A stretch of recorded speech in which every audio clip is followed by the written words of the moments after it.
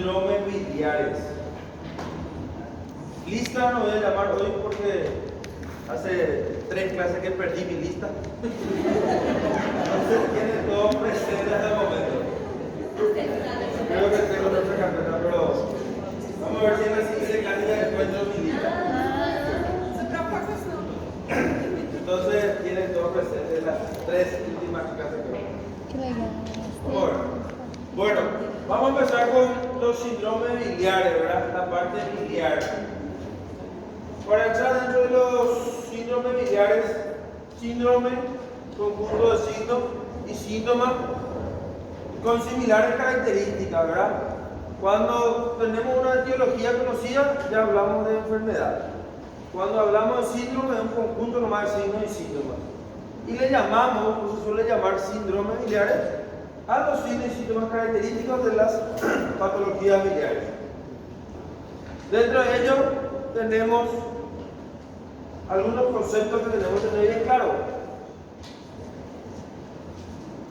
Cole o cisto se refiere a la vesícula biliar, colédoco al colédoco, ¿verdad? Esta es una vesícula que se une al hepático común. Acá no se ve, esquemáticamente vamos a imaginarlo. El hepático común, que viene el hepático derecho, el hepático izquierdo, el hepático común, se une con el conducto cítico y se continúa como conducto colédoco, ¿verdad? Esta es la vesícula, que es un reservorio de la bilis que se produce, que va hacia el colédoco hasta el duodeno y secreta en la papila duodenal hacia el duodeno cuando hay un estímulo por alimentos grasos. Esa papila está así, cuando cada vez que hay estímulo se abre, se libera. Cuando no, se cierra, entonces hay un reflujo de bilis y se almacena en la vesícula. Cuando hay un desequilibrio entre la secreción y la absorción, se van formando los cálculos. Pero para tener en cuenta los conceptos, cuando hablamos de cole, hablamos de la vesícula en sí. Colédoco es a nivel del colédoco, ¿tá? Que son las vías biliares principales de la vía biliar accesoria.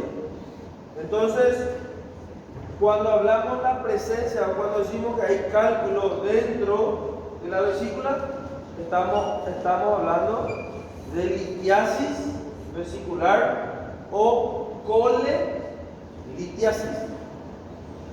Cuando tenemos litiasis o cálculos dentro del colédoco, estamos hablando de litiasis coledociana o litiasis o colédoco-litiasis.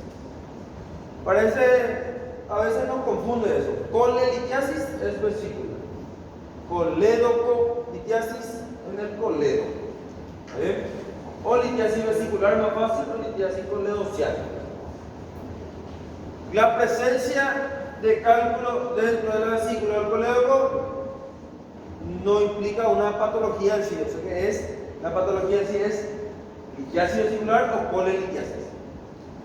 Diferencia de la colecistitis, que ya es una inflamación de la vesícula biliar. Todas las itis eran inflamaciones, pancreatitis, apendicitis, colecistitis. Cuando ya hay una infección de las vías biliares principales, estamos hablando de colangitis. Colangitis cuando ya hay infección, cuando ya hay colonización de bacterias. En la colecistitis es inflamación nada más, todavía no hay infección. ¿Tá? Entonces tenemos la litiasis vesicular sintomática cuando todavía no hay inflamación, pero la piedra sí puede dar síntomas. Tenemos la colelitiasis, la colédoco-litiasis, la colecistitis y la colangitis cuando hay infección. Y todas estas patologías tienen síntomas similares, por eso se le llama síndrome biliar, porque generalmente tiene signos o síntomas muy parecidos o iguales. Y dentro de ello, cada entidad otra vez tiene algunos que otros síntomas bien característicos de esa patología, ¿verdad? Entonces esos conceptos lo que hay que diferenciar un poco. Hoy vamos a empezar con la colecistitis, que sería la inflamación de la vesícula. La colecistitis puede ser litiásica o alitiásica también. Nosotros hablamos más de la litiásica en cirugía. La alitiásica, por varios factores, se relacionan con diferentes causas, con un ayuno prolongado, en pacientes que están internados graves, sepsis o sépticos graves, grandes quemados. Un ayuno prolongado generalmente se relaciona con una colecistitis alitiásica. Alitiásica sin litos acá. Lo que tienen que tener en cuenta es que a veces los cálculos se enclavan a nivel del bacinete, recordando un poco toda la vesícula, el fondo vesicular, el cuerpo, el bacinete. Y lo que pasa es que estos cálculos van y pum, se enclavan a nivel del bacinete. Y empieza toda la fisiopatología similar a la apendicitis. Hay una obstrucción, hay un aumento de la presión intraluminal, un aumento de secreción, inflamación de las paredes y todo el mismo proceso fisiopatológico. Ahí se produce la inflamación de la vesícula. Cuando hay cálculos grandes, a veces decimos que es menos peligroso, pero mucho más doloroso. Menos peligroso porque difícilmente pasa a través del conducto cístico. Es más grande, pero se enclava y genera más dolor. Colecistitis a repetición, inflamación a repetición. Que posteriormente se convierte en una colecistitis crónica, que después puede pasar a ser una vesícula en porcelana, de tanta fibrosis que tiene la pared. Cuando son cálculos pequeños, son mucho más peligrosos porque pueden pasar hacia el colédoco y generar una pancreatitis o una coledocolitiasis. La pancreatitis también es una de las patologías, como estuve diciendo en la práctica, la gran simuladora. La pancreatitis entra dentro de la clasificación de los abdómenes agudos quirúrgicos, dentro de los grandes dramas, porque se puede presentar de esa manera y también con estos síntomas o síndrome biliar también. Diagnóstico diferencial. Una de las complicaciones ya de la pancreatitis. Por eso los cálculos pequeños son más peligrosos, o el barro biliar, y los cálculos grandes son menos peligrosos pero más dolorosos. Solo que cuando se enclava a este nivel, ahí se vuelve peligroso otra vez, porque puede generar una fístula, colecisto, coledociana, que es el síndrome de Minici, una complicación otra vez. Entonces sí es, o a veces hace enterobiliar colecito entérica, de la vesícula al intestino delgado. El cálculo es muy grande, empieza a comprimir la pared, isquemia, necrosa y hace un agujero hacia el intestino. Y ahí hay una entidad que se llama iliobiliar, que es también muy grave, una complicación, una fístula colecito entérico. Bueno, volviendo a la colecistitis, vamos a empezar a hablar de la colecistitis. Estos son algunos factores de riesgo característicos para el desarrollo de litiasis. ¿Se acuerdan que era multípara, todas las F por ahí? ¿Se acuerdan? Grande, obesa, multípara, de edad.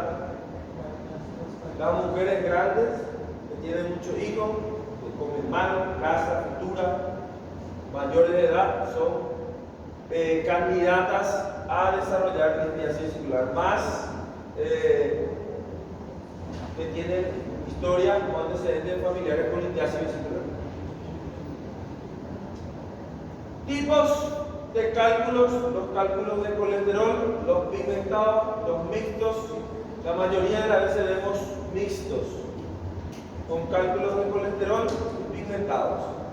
A veces hay los cálculos de colesterol casi no se ven, ¿no? Ya se está pigmentando, ya me digan. Cuando es colesterol puro, a veces parece cristales, parece vidrio, transparente, brilloso. pigmentado bien oscuro y hay una mezcla de ambos. Esto vamos a pasar bien rápido. Colelitiasis, coleocolitiasis.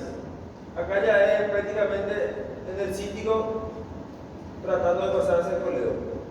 Viene, a veces se enclava en la papila duodenal y eso es lo que genera la pancreatitis. A veces el cálculo es pequeño y fluctúa acá. Se enclava, cuando hay contracción, cuando se relaja, se mueve. Entonces el paciente hace ictericia intermitente. Hace ictericia, después pasa otra vez. Por eso a veces hay ictericia intermitente. Entonces, dentro de los síndromes biliares, ¿cuáles van a ser los síntomas característicos del síndrome biliar? Conociendo un poco esta fisiopatología. ¿Qué es lo que pasa? Uno, cuando se enclava acá, contracción por el estímulo de alguna grasa, dolor. Característico de los síndromes biliares, el dolor abdominal, el epigastrio, relacionado a ingesta de algún alimento copioso, graso, lo que sea, ácido, que estimule la contracción vesicular, porque la vesícula se contrae para tratar de vaciar la bilis y a neutralizar la grasa. Entonces ahí empieza a aparecer el dolor. Se mueve el cálculo, viene, se enclava acá, empieza a contraerse, pero no está pasando la bilis, se distiende la vesícula, la distensión siempre es lo que duele. Ahí empieza a doler la vesícula. Dolor en el epigastrio, tipo cólico, es un dolor continuo, con exacerbaciones, cada contracción, relacionado a la ingesta de alimentos grasos. Y generalmente acompañada de náuseas y vómitos reflejos.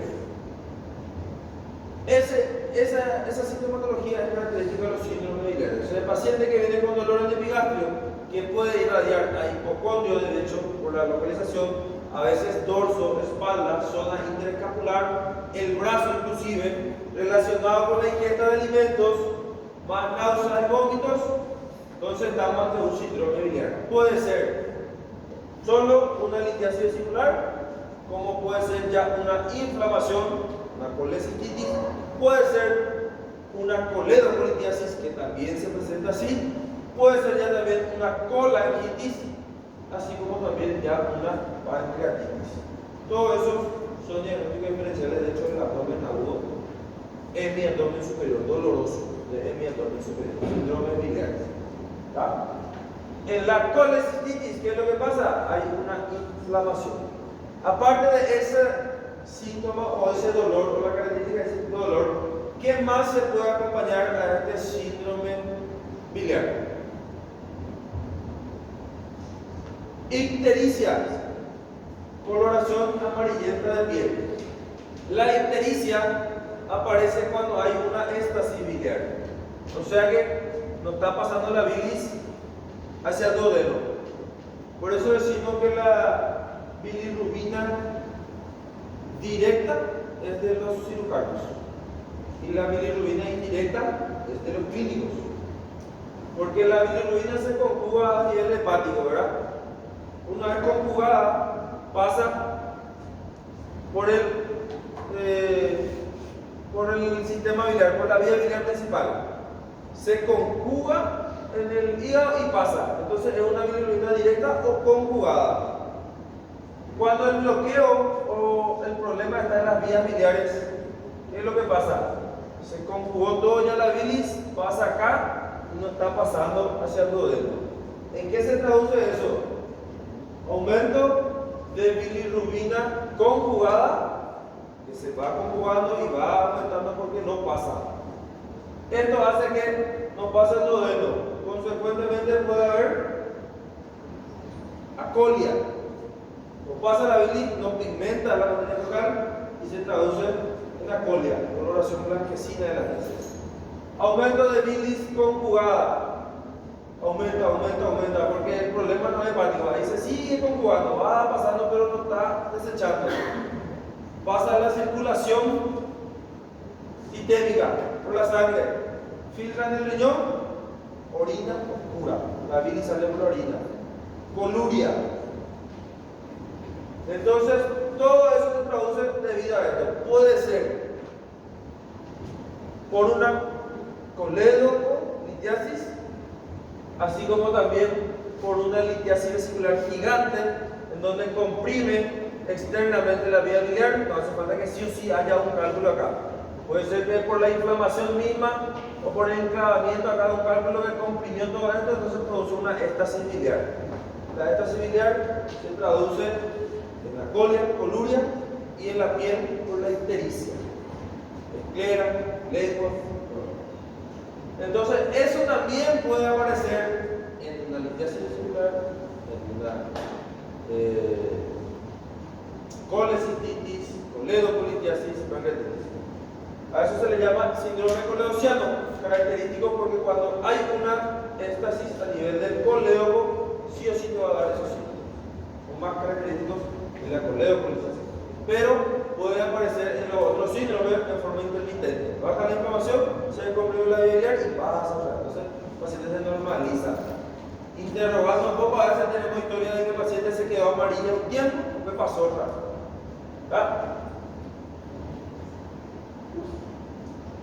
Para tener en cuenta todos los diagnósticos diferenciales, hay que preguntar en el interrogatorio mismo: ¿tuviste orina oscura, Coca-Cola, guaraná? ¿Tus heces son blanquecinos, amarillento, normal? ¿Tuviste color amarillento de piel? No. La impregnación de la bilirrubina produce otra prurito, rascado. Entonces, todos esos síntomas pueden aparecer dentro del síndrome de Víctor. Colecistitis aguda, inflamación, lo que ya estuvimos diciendo, cuando se inflama la vesícula. Generalmente en cirugía por piedra en la vesícula. ¿Qué implica inflamación? Edema de pared, aumento del grosor de la pared, líquido inflamatorio perivesicular y puede traducirse sistémicamente por fiebre, glóbulo blanco elevado, PCR elevado. Pero la fisiopatología, lo mismo, ¿no? Obstrucción, aumento de la presión, aumento de la secreción del moco por la pared, consecuentemente va aumentando la presión y esto lleva a una éstasis a nivel de la vesícula que puede desarrollar o actuar como un cultivo, caldo de cultivo para la superproducción de los gérmenes y después ya se infecta. Por eso en la colecistitis se usa antibiótico profiláctico para evitar la translocación también bacteriana, porque la colecistitis todavía no es infección, solo inflamación.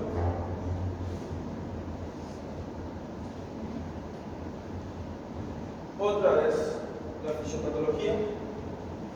Clasificación: edematosa, necrotizante, supurativa, colecistitis crónica. Esta también es una clasificación anatomopatológica, de acuerdo al estadio, según la fisiopatología, ¿verdad? Va aumentando, va obstruyendo, va a ver. Lo que más vemos es una colecistitis edematosa. Empieza recién a dermatizarse la pared, a engrosarse la pared. Si no se resuelve, empieza a lesionar ya la mucosa, empieza a necrosar, supurar y perforarse o a veces pasa la inflamación, se vuelve clónica, una colecistitis crónica. Paciente que tiene cólicos a repetición, se inflama, se vuelve una crónica. Pero esta es una clasificación anatomopatológica variante de la vesícula.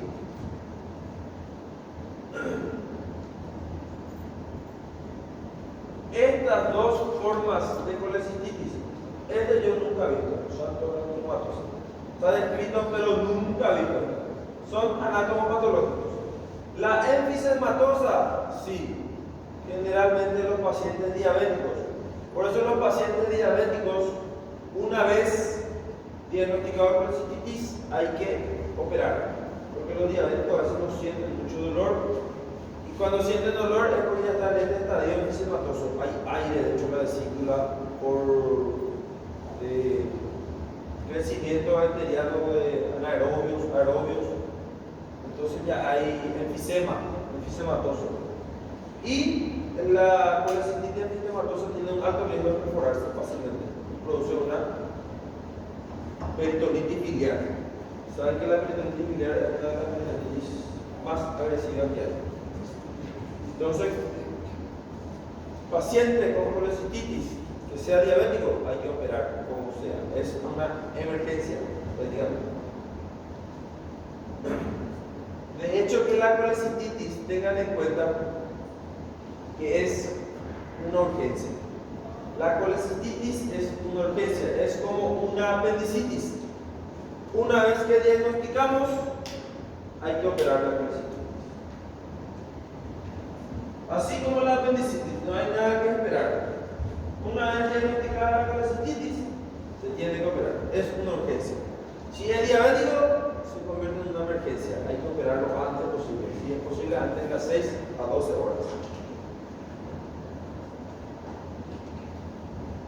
Son formas especiales, pero esta es la que, o sea que la enfisematosa es la que más nosotros vemos. La litiásica, ya les hablé un poquito. Y la absorción de la vesícula biliar, que también es la famosa vesícula acodada. Ese hay mucho también, nosotros lo vemos mucho. En donde por ecografía en realidad te informa que no tiene cálculos, pero se ve la vesícula acodada. Y al acodarse actúa como una obstrucción, mismo mecanismo, misma fisiopatología. Inflamación de la vesícula. A veces se tuerce también. Las formas avanzadas y complicaciones: perforación de la vesícula biliar, que es grave, da una peritonitis biliar. Bilioma se le llama cuando se acumula bilis dentro de la cavidad abdominal y es una peritonitis muy agresiva. Peritonitis biliar. Absceso pericolecisto, fístula biliar. Estas son complicaciones. También el conocido plastrón vesicular, que es similar al apendicular. Solo que el conglomerado ahí de asas, intestino, mesenterio, epiplón, todo lo que hay ahí se va, engloba y tapona a la vesícula. Entonces a eso se le llama plastrón vesicular, que también es una complicación. Trata de atajar esa inflamación. Eso contiene, y si progresa, se perfora, se contiene ahí, empieza a abscedarse y se forma el absceso pericólico, con complicaciones de la colecistitis. Manifestaciones clínicas. Ya dijimos todos los signos y síntomas del síndrome biliar. Aparte de eso, la colecistitis se va a caracterizar también por presentar generalmente fiebre, porque ya es una inflamación, náusea, vómito, dolor. Acá se utilizan unos criterios. Vamos a mirar si tenemos por acá. Bueno, primero, manifestaciones clínicas. Dolor abdominal, característico del síndrome biliar. Dolor en epigastrio, que puede irradiar a hipocondrio derecho, dorso, brazo, relacionado a la ingesta de comida. 75% de antecedentes de cólico biliar. Al inicio también es de tipo visceral, constante y elevado. Dolor tipo cólico, relacionado con la comida, que irradia dorso, hipocondrio derecho, a veces un brazo, zona interescapular generalmente. Es el dolor característico del síndrome biliar y característico de la colecistitis, que generalmente se acompaña de fiebre. Náuseas, vómitos. Al examen físico, paciente febril, o por lo menos puede haber referido que tuvo fiebre. La colecistitis se caracteriza por tener fiebre. Cuando viene un paciente con un síndrome biliar más fiebre, ahí tenemos que pensar que estamos ante una colecistitis o una colangitis. Que la colangitis ya es infección, también va a cursar con fiebre. O una pancreatitis, que también puede cursar con fiebre. La litiasis vesicular sintomática es la que no cursa con fiebre y generalmente el dolor no dura más de 6 horas y suele pasar con analgésicos comunes. A eso se le llama litiasis vesicular sintomática o más conocido como el cólico biliar. Es un simple cólico biliar. El paciente viene con dolor abdominal intenso después de comer a los brazos, raya hipocondrio derecho, dorso, náusea, vómito. Le evaluamos, no encontramos ningún signo de irritación peritoneal, le podemos poner un analgésico. Le metemos un analgésico, pasa su dolor, probablemente sea un cólico biliar nada más o litiasis vesicular sintomática, sin una inflamación todavía. Hizo un cólico nomás, un espasmo ahí que generó el dolor. Si el paciente vino, le pusimos un calmante, pasó su dolor, le mandamos a la casa con orden de laboratorio, ecografía, a las 2 horas le viene el dolor, vuelve a la urgencia. Y vos le encontró otra vez, recién ¿cómo te pasó tu dolor? Sí, pero volvió. Le mete un analgésico otra vez, le pasa totalmente. Se va a la casa, viene.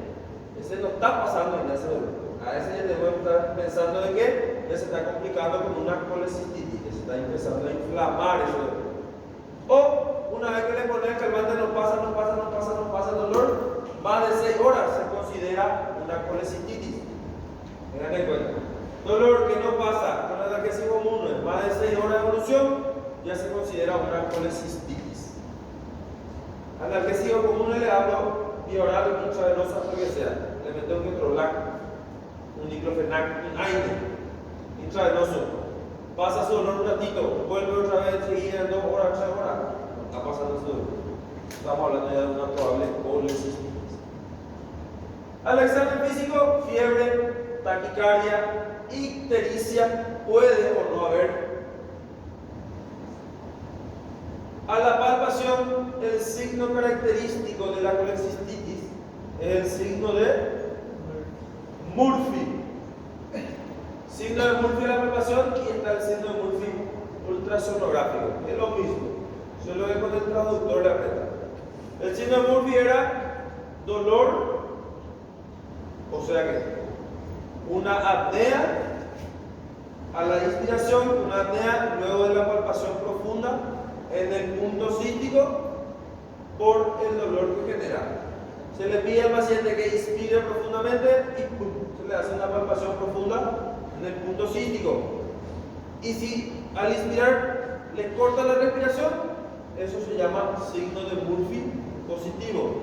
Y el signo de Murphy es un signo patognomónico de la colecistitis aguda. ¿Qué significa eso? Que si encontramos signo de Murphy, casi 100% que sea colecistitis.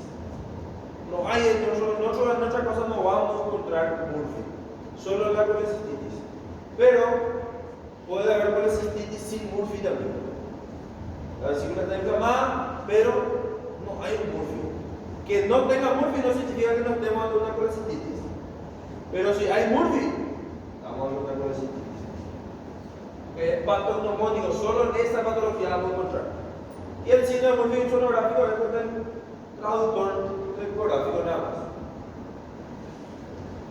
Colecistitis aguda, diagnóstico y tratamiento basado en Tokio. Esto es lo que tienen que saber bien hoy en día para el diagnóstico de colecistitis. Están las guías de Tokio que se elaboran por los especialistas que se reúnen cada no sé cuántos años en Tokio. La última vez no sé si hay uno nuevo, pero lo último era del 2018. Cada 5 o 6 años no sé si ya se están por reunir, o ya se reunieron, todavía no salió alguno.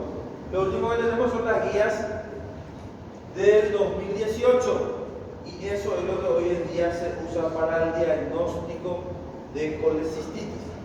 Y esto es lo que ustedes tienen que saber dentro de la colecistitis.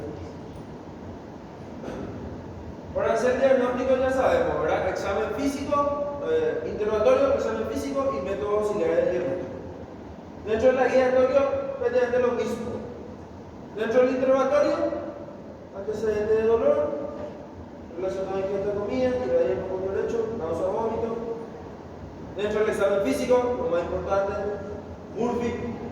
Y dentro de los laboratorios probablemente vamos a encontrar leucocitosis, fiebre, que van a orientarnos hacia su diagnóstico o confirmar nuestro diagnóstico. Y para eso hicieron estas guías.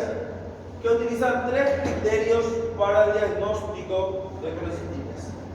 Criterios A, B, C. Dentro del ítem A tenemos signos locales de inflamación, del ítem B signos sistémicos de inflamación y C, imagen sugerente de colecistitis. Imagen ecográfica, característicos de colecistitis. Entonces tenemos que tener A, B, C. A, signo de inflamación local. B, signo de inflamación sistémica. Y C, que es signos de imagen característicos de colecistitis. Dentro de los signos, para poder hacer el diagnóstico definitivo, por lo menos tenemos que tener uno del ítem A, uno de este y uno de este. Si tenemos A más B, estamos ante una sospecha. Uno de este o uno de este, estamos ante una sospecha de colecistitis. Para poder hacer el diagnóstico definitivo, necesitamos los tres. En la pancreatitis, algo similar, donde se usan criterios clínicos, laboratoriales e imagenológicos. Ahí 2 de 3 ya hacen el diagnóstico. En la colecistitis tenemos que tener 3 de 3, por lo menos un ítem de cada para poder hacer el diagnóstico definitivo. Y dentro de los signos locales, ahí mismo, de inflamación, tenemos el signo de Murphy, característico. Si encontramos un signo de Murphy, necesitamos un signo sistémico e imagenológico nada más. Signo de Murphy, masa palpable en hipocondrio derecho, con cuadrante superior derecho, dolor de la palpación, sensibilidad, defensa muscular a ese nivel. Esos son signos locales de inflamación. Signo inflamatorio, o sea que está inflamado localmente. Una masa palpable, que ya puede ser un plastrón vesicular, una defensa muscular por la debilitación, una masa dolorosa palpable, estamos hablando de que está inflamado localmente ahí algo, y probablemente sea la vesícula por la localización. Entonces tenemos un signo de inflamación local. Después buscamos un signo sistémico, ya a nivel sistémico, fiebre, PCR elevada y recuento elevado de glóbulos blancos, leucocitosis, PCR elevada o fiebre. Eso van a ser uno de los signos sistémicos ya de inflamación. Y imagen, los hallazgos característicos de colecistitis en imagen. Necesitamos uno de cada por lo menos para llegar al diagnóstico. ¿Está? Dentro del laboratorio, para nuestro diagnóstico, entonces lo que necesitamos nosotros simplemente es PCR y hemograma. Porque lo que nos pide el criterio de toco es PCR, leucocitosis y fiebre.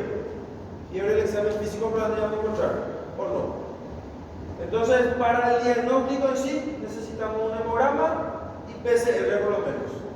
Después, ya para el estado general de nuestro paciente. Glicemia, hepatograma, importante para nuestros diagnósticos diferenciales, la milasemia, todo. Si tenemos una sospecha de colecistitis, tenemos los otros diagnósticos diferenciales.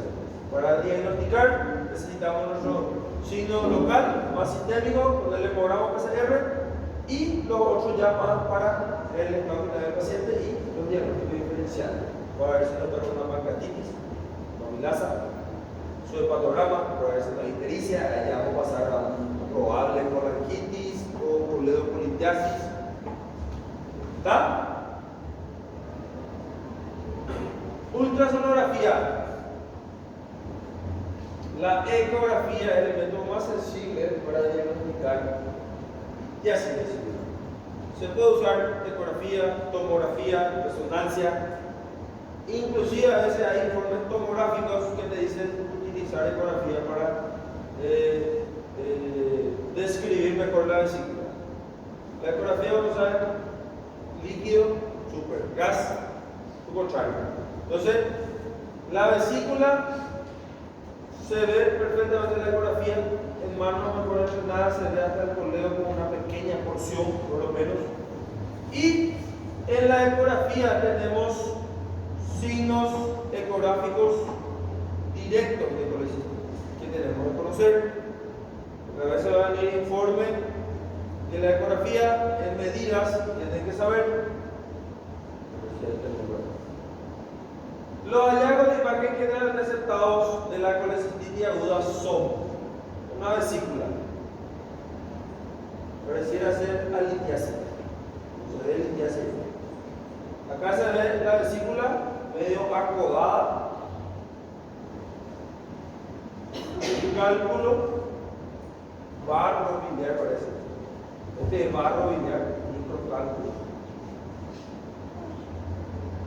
Esto es lo que tienen que saber sí o sí. Signos ecográficos de la colecistitis. Engrosamiento de la pared de la vesícula biliar mayor a 4 milímetros. El ecografista también describe, se observa vesícula biliar distendida, no distendida con pared de aproximadamente 4 milímetros. De aproximadamente 5 milímetros ya tenemos que saber que está engrosado. Pared engrosada mayor a 4 milímetros. Cálculos biliares o retenidos, principalmente en bacinete, acá no se ve, pero en bacinete. Vesícula, cálculos y acá bacinete y acá. Vesícula, cálculo, gigante. Cálculo enclavado en bacinete sugerente de colecistitis. La pared engrosada mayor a 4 milímetros es un signo directo de colecistitis. Acuérdense que si está engrosado es un signo directo de colecistitis. La presencia nada más de cálculo dentro de la vesícula no es un signo directo de colecistitis. Es un signo indirecto, probablemente la causa de la colecistitis. Porque que no haya piedra no significa que no haya colecistitis, porque está la colecistitis alitiásica. Entonces, la presencia de cálculo es muy sugerente de colecistitis. Esa es la causa probablemente. Pero que no haya cálculo no significa que no sea una colecistitis. La pared engrosada, sí. Si está engrosada la pared, esa es colecistitis. Sea cual fuera su causa, si sea litiásica o alitiásica. El edema perivesicular o imagen en doble halo o imagen en vías de tren también se le dice, porque tiene la imagen de la pared y del líquido que le da una imagen en doble halo. Eso también es característico de colecistitis, o sea que es un signo directo de colecistitis. Líquido perivesicular o imagen en doble halo, pared engrosada de la vesícula. Cálculo enclavado en bacinete, muy sugerente de colecistitis. Que no haya cálculo, igual puede ser una colecistitis. También el diámetro anteroposterior de la vesícula, mayor a 8 a 10 centímetros, es muy sugerente también de colecistitis. Pero que la vesícula esté dilatada no significa también que tenga colecistitis, porque el ayuno prolongado dilata la vesícula. Por eso cuando se van a hacer una ecografía, el ecografista te dice, vení en ayuna. Dilata fisiológicamente la vesícula, pero cuando es mayor a 10, ya probablemente sea por una colecistitis, porque hay obstrucción y hay dilatación de la vía de la vesícula. Entonces, tiene que conocer esas características. La de las guías de Tokio, no, el 2018. Estas son imágenes de vesícula. Acá se ve bastante bien. Vesícula, este por ejemplo está en el fondo vesicular y este está en bacinete prácticamente. Vesícula, el fondo vesicular y acá bacinete, ya se va por delante del cítico. Vesícula, cálculo, probablemente está enclavado acá bacinete con sombra sónica posterior. Pared engrosada, si con el traductor se mide, probablemente está mayor a 2 milímetros a 4 milímetros. Y el líquido perivesicular que le da una imagen en doble halo. Característico de la colecistitis. Es una tomografía, ¿verdad? Si los cálculos son grandes, se puede ver. Pero el método más sensible es la ecografía. Una tomografía, presencia de barro, pared engrosada. La tomografía mide muy bien también la medida de la pared, por eso se puede diagnosticar también con pared rosada que pareciera ser alitrésica, por eso. Los pacientes que están terapizados suelen hacer colecistitis alitrésica, sepsis. Bueno, una vez diagnosticada la colecistitis, ¿qué es lo que tenemos que hacer? Cirugía, ¿verdad? Paciente con colecistitis hay que operar. Ahora, igual que una peritonitis, hay que tratar de estabilizar. Las últimas guías cambiaron un poco esa conducta. Cuando diagnosticamos algo, ¿qué tendríamos que hacer? Buscar si no tiene una clasificación. Si tiene una clasificación, es porque tiene conductas diferentes de acuerdo a la clasificación. Esto es lo que se hace en forma medidas generales. Paciente le diagnosticamos colecistitis, se interna. Se interna, hidratación, analgesia, antibiótico, sí o sí, forma profiláctica, antipirético, antiemético, todas las medidas generales. Analgesia principalmente para calmar el dolor y tratar ya de clasificar esa colecistitis. Según la clasificación, vamos a tomar nuestra conducta. Y para la clasificación se utilizan también los criterios de severidad o criterios de gravedad de las guías de Tokio. Y esto nos clasifica nuestra colecistitis en grado 1, grado 2 o grado 3. Colecistitis leve, moderada o grave. Grado 1, grado 2 y grado 3. Ya se está un poco muy cansado ahora. Pero vamos a seguir hasta terminar, en breve. Así ya todos se van a descansar. Grado 3, grado 2, grado 1. Grado leve o grado 1 es aquella colecistitis que no cumple los criterios de grado 2 y grado 3. Así mismo dice la guía. O sea que nosotros tenemos que saber los criterios de grado 2 y grado 3. Grado 3 es fácil. Grado 3 es cuando ya hay alguna disfunción sistémica. Ya hay una repercusión de alguno de los sistemas, ya sea sistema respiratorio, cardiovascular, neurológica, renal, hepática, hematológica. En algún sistema está con dolor, epigastro, hipocondrio, náusea, vómito, Murphy positivo, tiene una imagen que tiene características de colecistitis, A más B más C y signo diagnóstico de colecistitis. Le internamos, le pedimos todo su laboratorio ya para ver el estado general del paciente y empezamos a ver para clasificar con la urea, creatinina, el hepatograma, la glicemia, nuestro coagulograma. Vamos a ver si hay alguna alteración en alguno de los sistemas. Si el paciente está taquicárdico, está con algún desaturando, probablemente ya está en una disfunción respiratoria. Si tiene una repercusión sistémica, ya estamos hablando de una colecistitis grado 3 o una colecistitis grave. El grado 2, esto es lo que tenemos que saber también. Cuando tiene recuento de glóbulos blancos mayor a 18.000, cuando encontramos una masa palpable con defensa muscular en el hipocondrio derecho, cuando la duración del dolor es mayor a 72 horas y una marcada inflamación local, que es lo mismo, ¿verdad? Estamos hablando de una colecistitis grado 2 mientras todavía no haya una repercusión sistémica. Si no hay repercusión sistémica y encontramos uno de estos, estamos hablando de una colecistitis grado 2. Y grado 1 cuando ninguno de estos lo tiene. Dolor, pero no hay una masa palpable, no hay defensa muscular, o el paciente tiene fiebre, pero su glóbulo blanco está de 13, 14.000, todavía no pasa de los 18.000, o el dolor está durando 48 horas, todavía no llegó a los 72, estamos hablando de una colecistitis grado 1. Entonces clasificamos grado 1, grado 2, grado 3, leve, moderado o grave. Y esta clasificación es lo que nos va a decidir nuestra conducta. Dentro, en forma general, todo esto. Ahora, ¿qué nos va a decidir esta clasificación? Si operamos de entrada o diferimos la cirugía. En el grado 1, diagnosticamos colecistitis. Clasificamos y encontramos que es una colecistitis grado 1. Grado 1, ¿qué hacemos?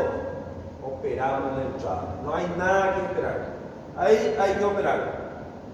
Está estable el paciente, grado 1 leve, se opera de entrada. Siempre, hoy en día, la laparoscopía es la opción. Si no, la abierta igual, la convencional. Pero lo ideal es operar antes de las 72 horas. Una vez que pasó las 72 horas, automáticamente se convierte en un grado 2, ¿verdad? Dolor o patología más de 72 horas ya es grado 2 o leve.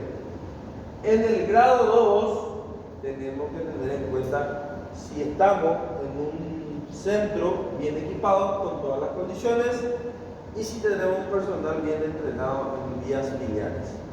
Uno, porque en más de 72 horas la inflamación está bien instalada, probablemente ya encontremos un terreno mucho más difícil, puede que encuentre un plastrón vesicular, adherencias, absceso, muchas cosas ya. No es como una colecistitis leve donde todavía no hay nada, la inflamación empieza recién. 72 horas, el terreno es mucho más difícil. Ahí, en manos entrenadas y en condiciones ideales, hay que operar de entrada. Si no tenemos todas las condiciones ideales, hay que hacer antibiótico terapia, antiinflamatorio, analgesia, control estricto durante 72 horas como mínimo.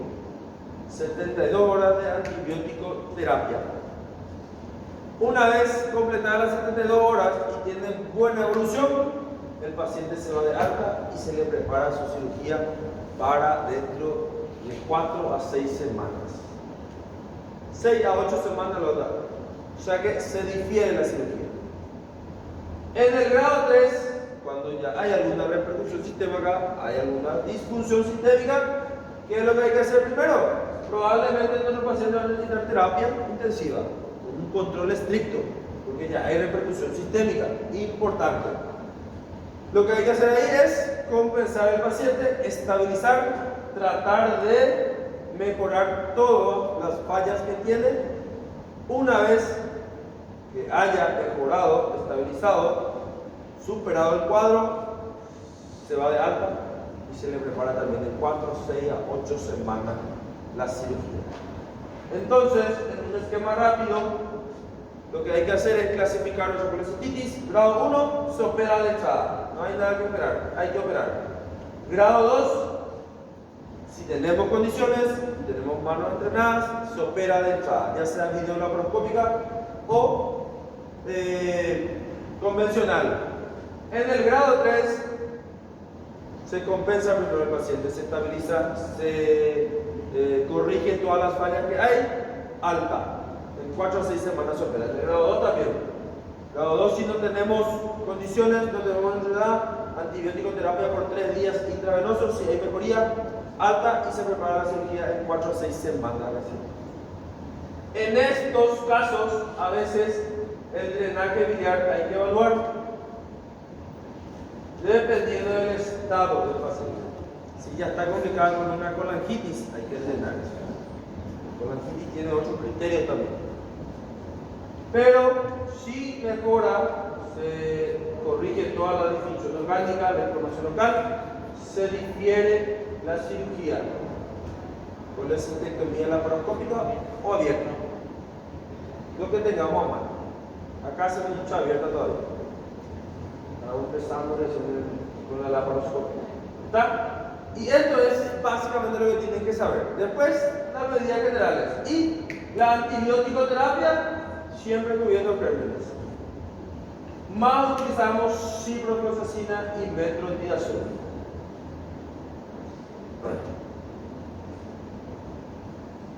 Diagrama del grupo que estamos diciendo: grado 1, grado 2 y grado 3. Una vez que se corrija toda la disfunción orgánica, se difiere la cirugía. Esta es la terapia antimicrobiana. Acá nosotros usamos ciprometro. Para la amoxicilactato también está bien, pero en los últimos estudios la ampicilina no se recomienda tanto por la alta tasa de resistencia, pero se cubre bien ya con una quinolona, ciprofloxacina, metronidazol, nairobio cubriendo bastante bien. Duración recomendada de la terapia antimicrobiana. Todo antibiótico sabemos que es 7 a 10 días mínimo. En el grado 1, paciente se le hace un antibiótico profiláctico para infección del sitio quirúrgico. O sea que una cefalosporina de primera generación suficiente. Grado 2, ya se hace antibiótico terapia profiláctica. 3 días antibiótico terapia parenteral. Si hay condiciones se opera, si no, se va de alta y se difiere la cirugía. Grado 2, se va de alta completando 7 a 10 días de antibiótico terapia vía oral. Grado 3, una vez resuelta la disfunción orgánica, probablemente va a tardar más de 10 días y ya va a recibir todo su antibiótico también. Pero siempre 7 a 10 días. La cirugía videolaparoscópica, puerto umbilical, esta es una posición americana. Está la francesa también, que se usa de este lado de esta troca. Y la abierta, ¿verdad? Colecistotomía abierta.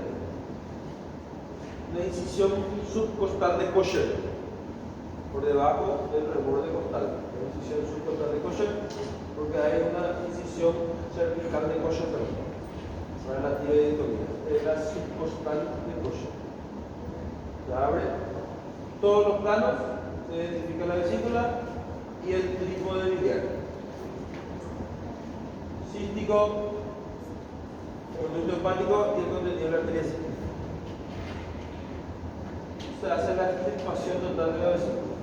No hay ese que se abre la vesícula y se sacan las piedras. Se extirpa totalmente la vesícula. Hay muchos tabúes que no sé de dónde salen, que se abre y se saca nomás la piedra. Se saca toda la vesícula, por el riesgo de volver a generarse, ¿verdad?, de nuevo o algún cálculo residual de la vesícula. Entonces se saca. Lo único que pasa ahí es que no hay reservorio de vesícula. O sea, viene y fluye directamente. Y a veces, después del colecistectomizado, se queda un poco dilatado el colédoco, porque ya no vuelve a la vesícula, entonces se dilata un poco.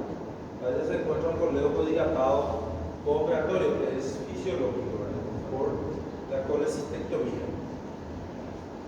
Y el paciente después puede comer normalmente, siempre no abusando de grasa, porque no tiene más un reservorio de bilis. Cuando come de más grasa, a veces ya ahí ya torrea, porque la bilis no degrada todo. ¿Está?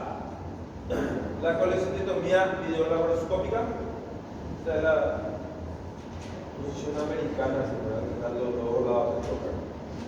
Yo suelo operar así, y acá meto este trocar, meto de este lado, en la posición francesa. Fin. ¿Preguntas? ¿Dudas?